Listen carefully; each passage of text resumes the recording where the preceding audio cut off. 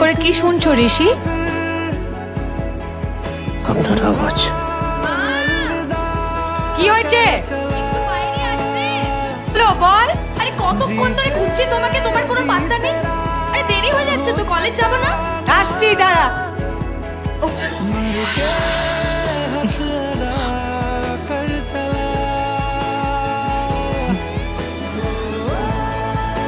যাচ্ছি। তাই মা টোরিং গুলো পড়ছিল না বলে আমি পড়ে নিলাম। কেমন লাগছে? বলছি শোনো না, তোমার কাছে আরো আছে? আমি কলেজের বন্ধুদেরও বলেছি, দে আর ভেরি ইন্টারেস্টেড।